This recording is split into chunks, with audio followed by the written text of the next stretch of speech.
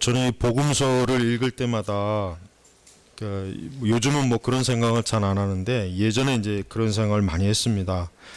예수님이 실제로 어떻게 생기셨을까 그런 생각을 많이 했어요. 예수님이 실제로 어떻게 생기셨을까. 제자들은 참 좋았겠다. 예수님의 실제 모습을 보셨으니까 참 좋았겠다. 그냥 그런 생각이 많이 들어요. 예수님이 어떻게 생기셨을까? 어떻게? 그래서 이런 생각을 뭐 저만 하는 게 아니라 많은 사람들이 아마 할 거예요.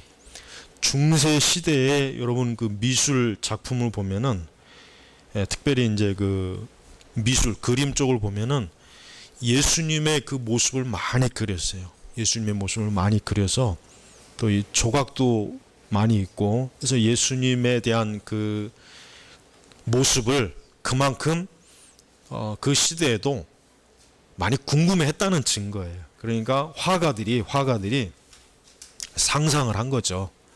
아, 예수님은 이렇게 생기셨을 것이다. 그런 상상을 했지만 그러나 예수님의 모습을 정확하게는 누구도 알 수가 없는 거예요. 여러분이 그 시중에 떠도는 예수님의 그림하고 이런 것들은 전부 다 뭡니까?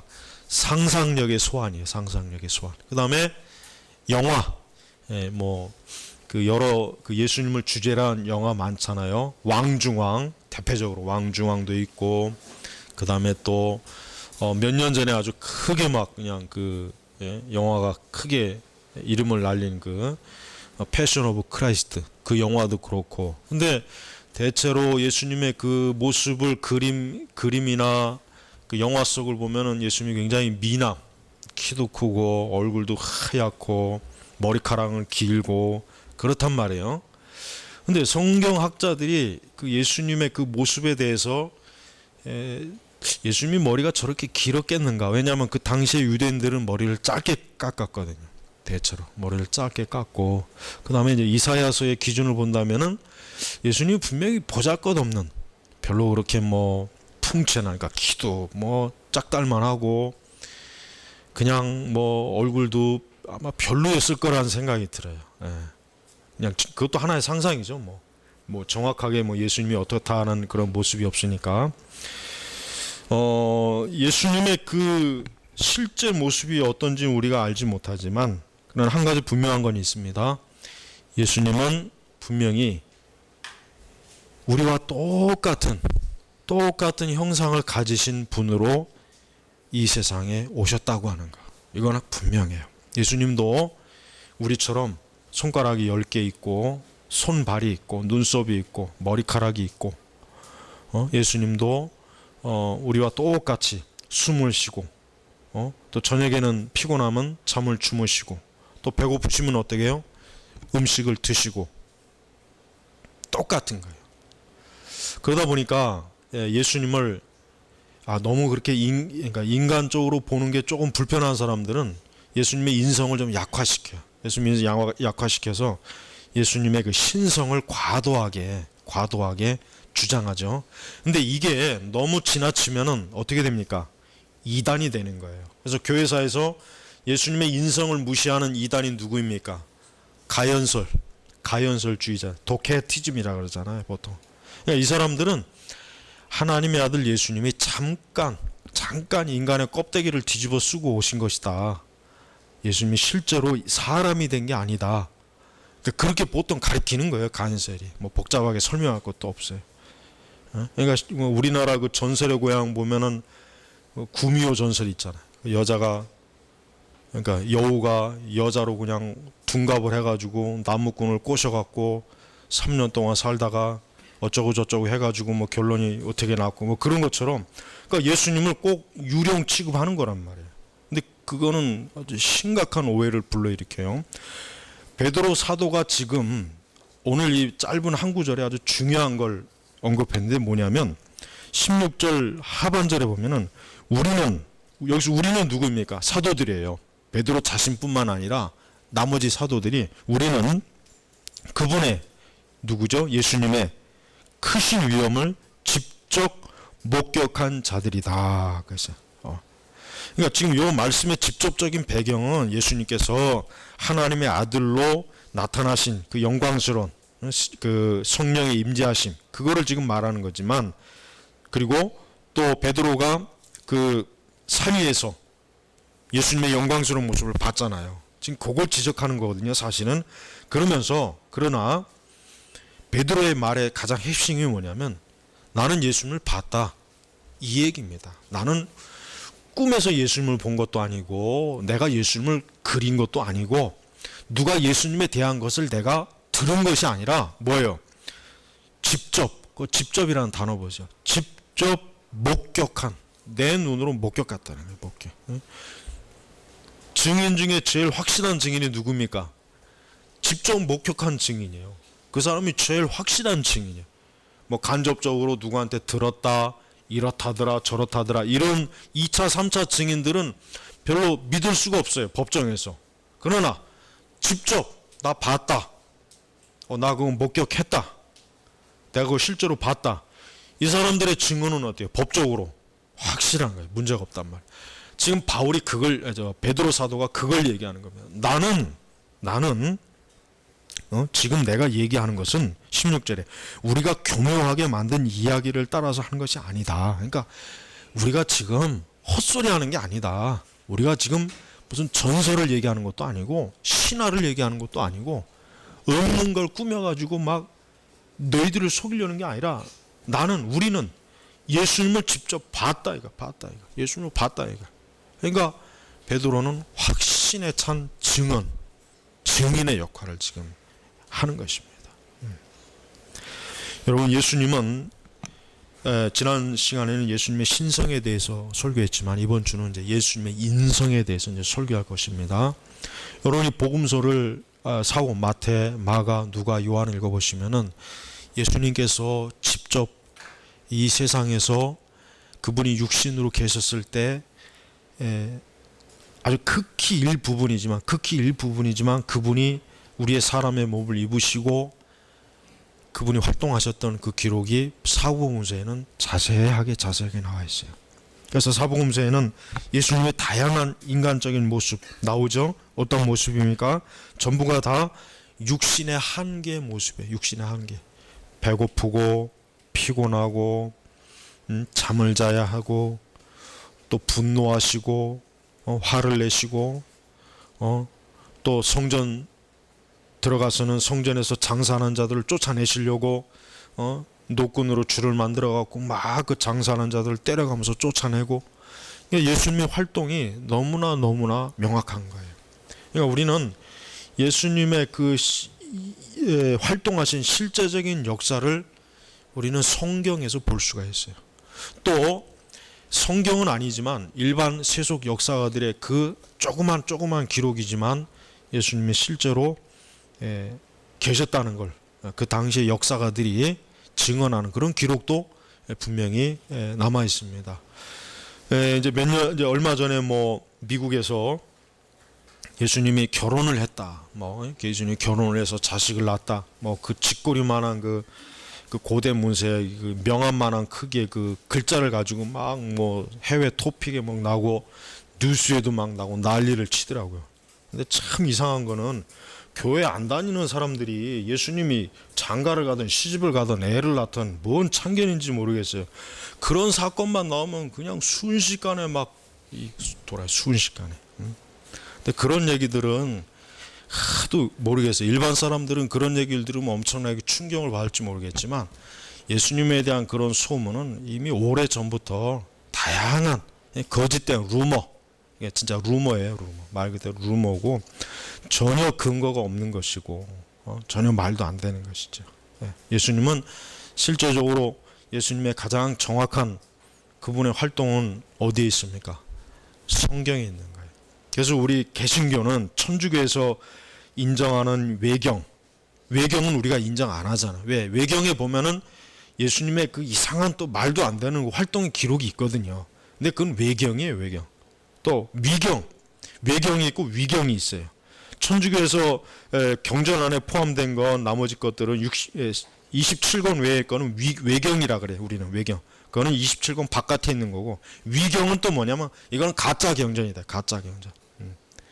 그러니까 우리는 이 외경이든 위경이든 그 속에서 하나님의 아들 예수님이 어떤 행했던 것들은 우리는 절대 받아들여서도 안 되고 믿어서도 안 되고, 그건 역사적인 근거가 아무것도 없어요.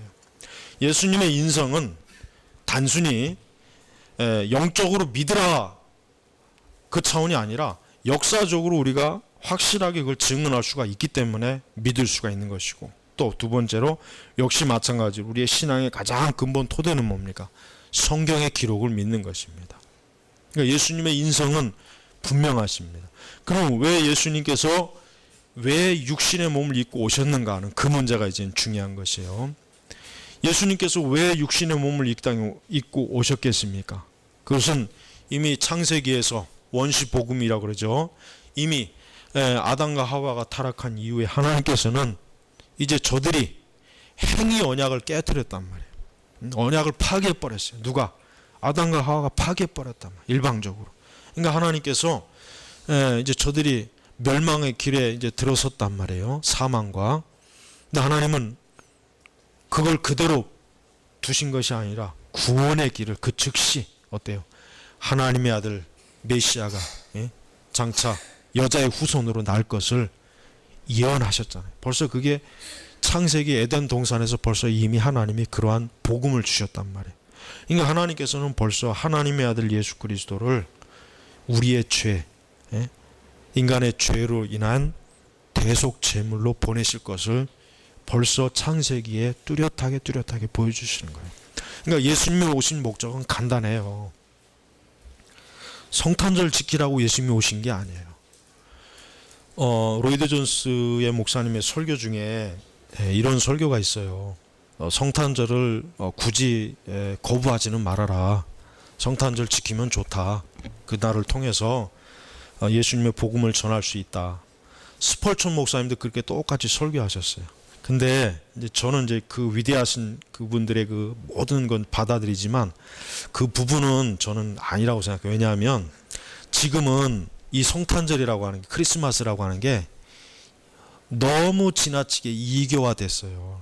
그러니까 예전에 19세기나 20세기 중반까지는 성탄절이 그래도 기독교적인 색채가 많이 났단 말이에요. 그런데 지금 2000년대 솔직히 90년대 넘어오고부터는 이제 성탄절이 미국에서도 성탄절을 그냥 예수 그리스도의 그 날로 이렇게 얘기를 안 해요. 왜? 종교적인 색채가 나면 안 된다. 이렇게 해서 시청에다가 트리를 만들어도 과거에는 예수님의 이런 기독교적인 색채를 부여했는데 지금은 그런 게 흔적도 없습니다. 그러니까 지금은 성탄절이 완전히 어떻게 됐냐면 진짜 말 그대로 이교화됐어요. 이교화됐단 말이에요. 그러니까 교회가 이제 지킬 필요가 없는 거예요. 50년대나 60년대까지는 성탄절 하면 누구나 다 이날은 세속 언론도 세상 사람들도 하나님의 아들 예수 그리스도가 오신 날이다 하고 다 인정을 했단 말이에요. 물론 그걸 믿든지 안 믿든지. 그러나 지금은 아니잖아요. 지금은 성탄절이 어떻습니까? 여러분 우리나라 우리나라도 그래요. 서울시청에다가 이맘때 12월 달 되면은 트리 크게 만들고 막 그러는 것도 이젠 그것도 굉장히 못 만들게 그렇게 제재를 하고 그래요. 만드는 건 좋다 이거. 그렇지만 예수의 이름은 붙이지 말아라. 하나님의 이름은 붙이지 말아라. 이렇게 한다면. 미국 같은 경우는 그렇게 붙이면 법에 걸려요. 법에 걸린다. 왜? 특정 종교를 내세운다 해가지고 다른 종교를 가진 사람들이 억압을 받는다 이거. 억압을 받는데 억압. 이게 지금 이런 미국이나 이런 나라들이 이 정도까지 왔단 말이에요. 그러니까 성탄절이라고 하는 걸 지킬 이유가 없어요. 우리나라도 여러분 70년대나 80년대 초중반까지만 해도 12월 29 주간 되면은 막 일반 방송에서 모세, 골리앗, 다윗, 성화들 영화를 쭉 저녁마다 틀어줘요. 그럼 그걸 굉장히 저도 어릴 때 재밌게 봤어요. 근데 지금은 그런 게 없잖아요. 지금 그런 거 있습니까? 그런 거 없어요. 그러니까 지금 우리 개신교회가 이제 성탄절은 지킬 이유가 없어요. 그냥 뭐 개교회적으로 개교회적으로 예수님이 탄생하신 거에 대한 그 뭐 기념 예배를 드리던 뭐 설교를 하던 그거는 뭐 신경 쓸 바는 아니지만, 이렇게 크리스마스니 성탄절이라 하는 것은 이제 더 이상 지금 세상에서는 아무 의미가 없다는 거예요. 아무 의미가. 그냥 세상 사람들은 그날을 놀고 먹고 마시는 날. 뭐 그리스도인들도 솔직한 얘기로 성탄절이 정말 어떤 날인지 알고서 그날을 기념하는 게 아니지 않습니까? 행사날이 아니야, 행사날. 12월 한 달 내내 뭐 칸타타를 한다, 뭐 주일학교 뭐 한다, 그 행사에 바빠요. 그러니까 예수님이 오신 게 꼭 우리에게 무슨 행사 치르러 오신 것처럼 그렇게 꼭 보여지는 것 같은데, 그렇지 않습니다. 우리 개혁교회는 성탄절 굳이 없어도 돼요. 크리스마스 안 지켜도 돼요. 뭐 그거 안 지킨다고 해서 무슨 뭐 복음이 안전해집니까? 그런 거 아니지 않습니까? 우리는 성경에 나와 있는 이 예수님의 말씀, 예수님의 행적, 예수님의 그 십자가의 거룩한 구속의 사역, 이와 같은 것들을 우리가 말씀을 통해서 보고 배우고 교리를 배우고, 그걸 통해서 우리는 예수님의 복음을 접할 수 있는데, 왜 우리가 굳이 이 더럽혀진 이런 세속의 그 것들을 우리가 받아들일 이유가 뭐가 있겠느냐 이거예요. 그럴 이유가 없습니다. 여러분, 예수님의 오신 목적은 뭡니까? 예수님이 오신 목적은 인류 평화를 위해서 오신 게 아닙니다. 예수님이 오신 목적은 세상에 평화를 주기 위함이 아니에요. 예수님이 오신 목적은, 그분 오신 목적은 가장 중요한 건 뭡니까? 희생의 제물로 오신 거예요. 십자가에서 죽으시기 오신 거예요, 예수님은. 예수님은 그것 때문에 오신 거예요. 하나님께서 예수님을 왜 굳이 천사를 보내든지 아니면은 뭐 다른 걸 보내든지 하지, 왜 독생자 예수 그리스도를 보내셨을까? 그 이유가 뭘까? 예수 그리스도 외에는 인간의 죄를 대속할 수 있는 중보자가 없잖아요. 영원한 대속을 할 수 있는 중보자가 없잖아요. 다른 중보자가 없잖아요. 구약시대에 그 유대인들이 얼마나 많은 양을 잡고 소를 잡고 얼마나 많은 비둘기를 잡았겠습니까? 아마 엄청나게 숫자를 헤아릴 수 없을 거예요. 그러나 그런 것을 가지고 우리의 죄가 영원히 속죄가 됩니까? 아니죠. 또다시 반복해야 돼요. 또. 그러나 그리스도의 십자가는 뭡니까? 단번에, 유다서에 나와요. 단번에 그분의 십자가의 그 희생으로 이제는 뭐예요? 모든 사람이, 인류가 예수 그리스도를 통해서 구원을 받을 길이 활짝 열린 거예요. 더 이상 우리는 양을 잡을 필요도 없고 성전을 만들 이유도 없어요. 근데 제가 아까 얘기한 것처럼 유대인 이스라엘 정부가 굉장히 지금 심혈을 기우는 게 뭡니까? 성전을 지금 만들려고 하잖아요. 성전. 그래서 레위 지파도 다시 혈통을 조사해서 다 뽑고, 제사장도 뽑고, 성전의 기구도 구약 성경에 나와 있는 그대로 아주 그냥 그 구약 성경에 있는 그대로 만들고, 그러니까 이런 성전을 지으려고 해요. 왜 그들이 성전을 지으려고 하는 이유가 뭐겠습니까? 메시아를 기다린다는 거예요. 예수 그리스도는 메시아가 아니다, 이 뜻이에요. 그러니까 여전히 이스라엘 유대인들이 대다수는 메시아를 기다리고 있어요.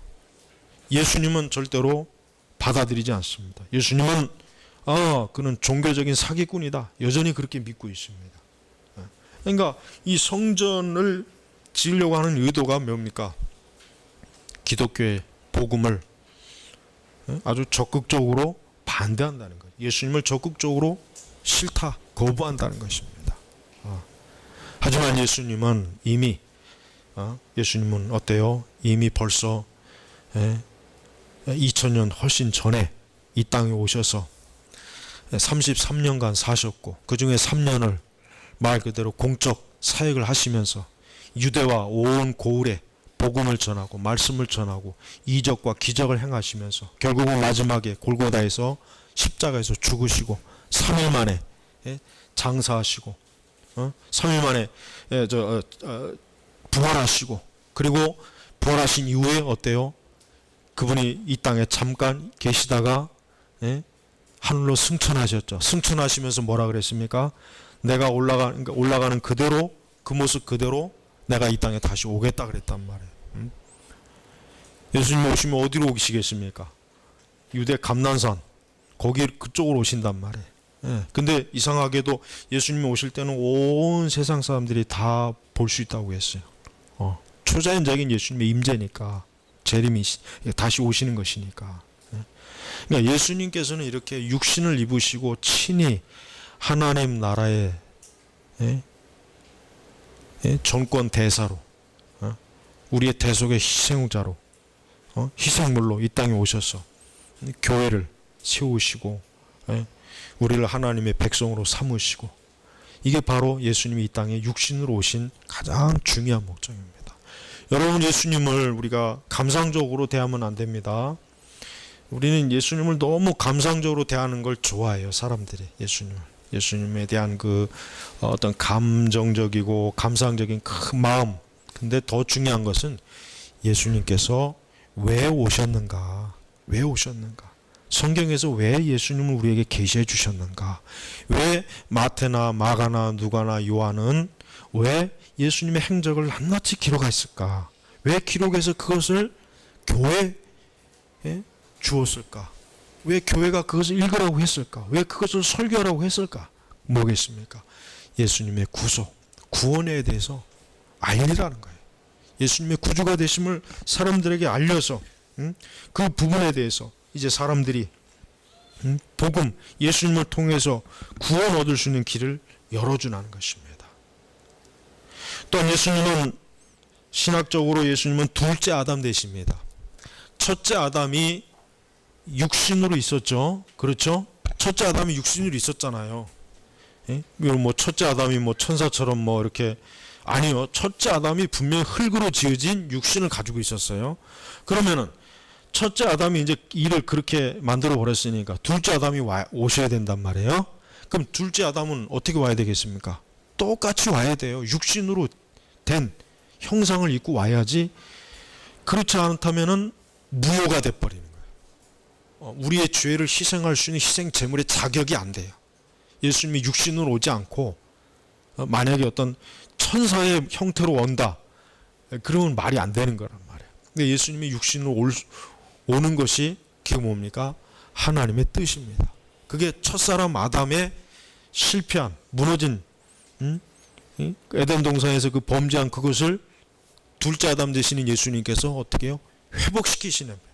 그 회복을 시키려면 예수님도 첫째 아담과 동일한 조건을 가지고 있어야 돼요. 동일한 조건. 육신을 갖고 있어야 돼요. 그래야 예수님이 어떻습니까? 첫째 아담이 그르친 것을 온전하게 회복할 수 있는 자격이 주어지는 거예요. 예수님은, 여러분 오해를 하면 안 됩니다. 하나님의 아들 예수님이니까 뭐 힘든 게 뭐가 있겠을까? 뭐 편했겠지 뭐. 하나님의 아들 예수님이니까 뭐 불편한 거 있겠어? 근데 그렇지 않아요. 예수님은 우리가 겪을 수 있는 모든 것 이상으로 겪었어요. 절대로 하나님의 아들이니까 뭐 십자가에서 고통을 받을 수 있었겠지, 그렇지 않아요. 여러분이 지금 한번 여러분이 그 손가락으로 여러분의 살 한번 꼬집어 봐요. 자기 살 꼬집기 싫으면 옆 사람 꼬집던가. 아파요. 힘들어요. 예수님도 똑같았다니까. 예수님이라고 해서, 그러니까 그런 오해를 많이 하는 거예요. 하나님의 아들이니까 다 그럴 수 있는 거지 뭐. 그런 생각을 은연중에 가는 사람이 많기 때문에 제가 지금 이 얘기를 그렇지 않아요. 똑같았어요. 우리하고 죄만 없으실 뿐이에요.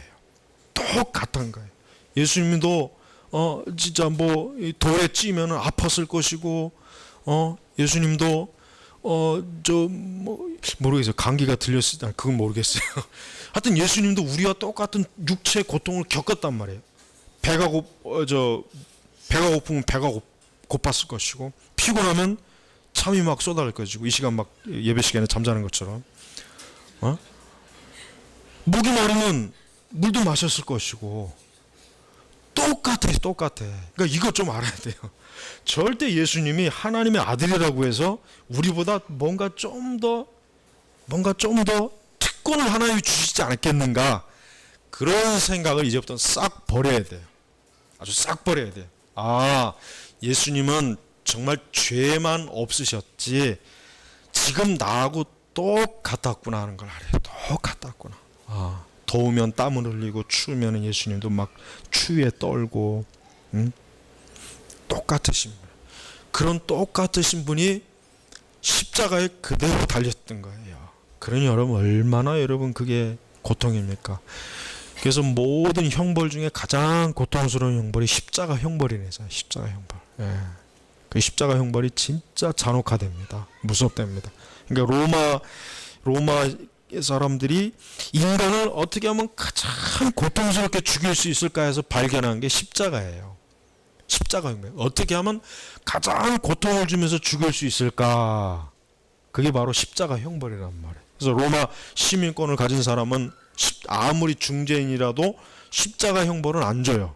단 이방인들, 로마 민족이 아닌 이방 민족들은 아주 극한 죄를 지면은 십자가를 처형을 하는 이유가 뭡니까?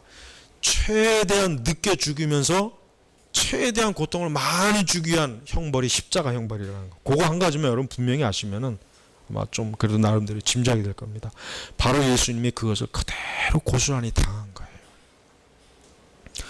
하나님의 아들이라고 해서 채찍에 맞을 때 안 아픈데 아픈 것처럼 비명을 지른 것도 아니고, 머리에 가시관을 쓰셨을 때 그 머리의 바늘이 그 가시들이 이만한 가시들이 그 머릿속으로 파고들 때 하나님의 아들이라고 해가지고 그 가시가 들어가다 말고 그런 게 아니란 말이에요. 그러니까 우리의 똑같은 거예요. 그러니까 여러분 예수님의 이 궁극적인 예수님의 인성 육신을 입은 이유는 뭡니까? 나 대신 형벌을 받기 위한 거예요. 나 대신 형벌. 이 형벌을 받기 위해서 예수님이 육신으로 오셨다는 거예요. 우리는 하나님 나라에 가면은 예수님을 볼 수가 있습니다. 예수님은 지금도 이제 더 중요한 겁니다. 지금도 예수님은 인성과 신성을 가지신 분이에요. 요걸 알아야 돼요. 이걸 또 모르시는 분도 있더라고. 이제 예수님은 승천해졌으니까 육신은 버리셨겠지. 천만의 말씀이에요. 지금도 예수님은 인성과 신성을 가지고 계신 분이에요. 지금도 인성과 신성을 가지시면서 하늘 보좌에서 우리를 위해서 뭐 하십니까? 중보기도 하시잖아요. 그러니까 우리가 하나님 나라에 가면은 예수님을, 그래서 성경에도 나중에 예수님을 대면할 수 있다고 했단 말이에요. 그 이유가.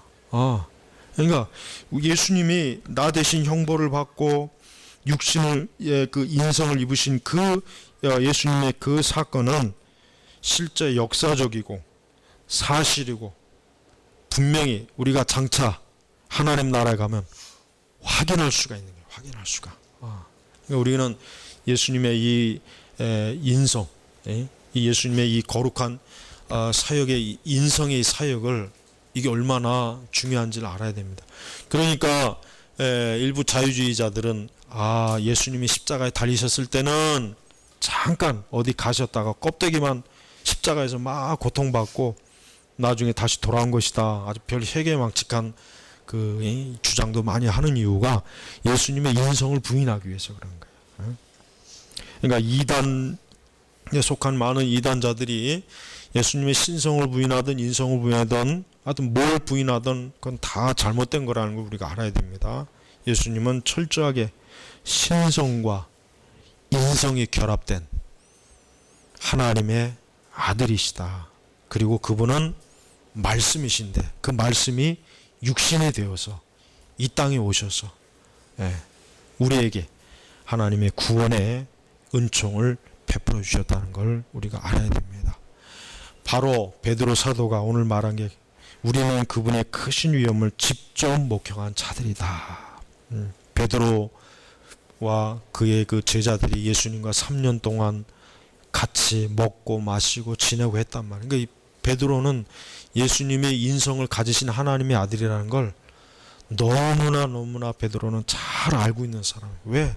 자기가 직접 예수님이 자기의 발도 씻겼고 예수님이 자기에게 생선 토막도 구워서 줬고 예수님이 자기가 고기를 못 잡고 있을 때 오셔갖고 더 깊은 데 가서 그물을 던지라 하셨고 아주 뭐 베드로는 뭐 정말 직접 목격했으니까 이건 부인할 수 없는 사실이다. 그러니까 우리는 이 성경의 말씀의 진실을 우리는 믿어야 됩니다. 오늘 우리 시대는 예수님의 인성을 너무 무시하는 시대예요. 너무 예수님의 인성에 대해서 설교할 때도 보면 예수님의 인성을 굉장히 강조를 안 하더라고요. 신성은 강조하는데 인성은 대체로 또 강조를 하지 않아요. 보니까 의외로. 하지만 어느 한쪽으로도 기울이면 안 됩니다. 신성과 인성, 그분의 그 거룩한 신적 그 본체 안에 신성과 인성이 있다고 하는 것을 여러분이 꼭 이 말씀, 오늘 이 말씀을 통해서 베드로 사도처럼 이 사도의 이 거룩한 교묘하게 만든 이야기를 따라서 한 것이 아니라고 하는 것. 우리의 믿음은 확실한 말씀의 근거도 있지만 뭐요? 역사적인 근거도 있다고 하는 거예요. 그러니까 우리 기독교 믿음은 공허한 믿음이 아니에요. 망상의 믿음이 아니에요. 전설을 믿는 것도 아니고 신화를 믿는 것도 아닙니다. 우리의 믿음은 살아있는 믿음이에요. 우리가 만약에 정말 어떤 식으로든지 예수님 시대에 가면은 예수님을 볼 수가 있어요. 물론 그런 뭐 전혀 할 수 없는 일이지만, 그러니까 예수님이 역사적으로 실제로 있었다는 걸 여러분이 이 시간 분명하게 다시 한번 이 말씀을 통해서 확고하게 믿음 안에 거하시기를 주의 이름으로 축복합니다. 기도하겠습니다. 아버지 하나님 감사합니다. 하나님의 은혜 가운데서 우리가 예수 그리스도를 온전하게 아는 지식을 이후부터는 성경의 말씀을 읽으면서 더욱더 잘 깨닫고 배우고 알아서 그리스도를 아는 지식이 충만한 진짜 그리스도인이 되게 하여 주시옵소서. 예수님의 이름으로 기도 올렸습니다. 아멘.